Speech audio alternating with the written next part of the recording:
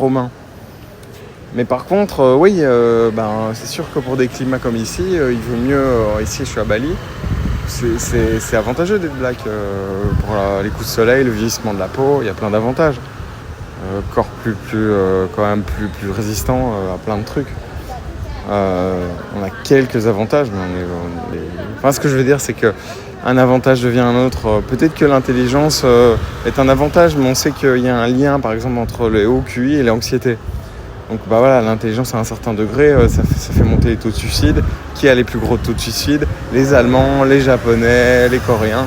Ce ne sera jamais les Somaliens, les Nigérians et les Ivoiriens, quoi. Et c'est très bien comme ça. Par contre, si on prend, on les met, on dit c'est pas l'égalité des chances, quoi qu'il arrive, si on fait un jeu d'échecs, tournoi d'échecs, les premiers seront toujours plutôt de ce côté-là, des Coréens, et c'est comme ça.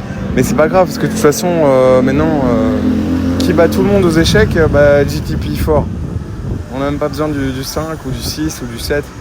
Donc en fait, on voit bien qu'il y a des types d'intelligence et que c'est que cette intelligence-là, qui est d'ailleurs c'est tabou de dire que certains humains sont meilleurs que d'autres pour cette intelligence-là, alors que c'est ok. Et il y a plein d'autres intelligences et c'est très bien comme ça.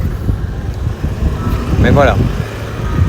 Parce qu'en fait, les gens qui nous dominent dans le game ont encore une meilleure intelligence. Je me demande d'ailleurs si on n'est pas dominé par des machines en fait. Enfin voilà, c'est une théorie.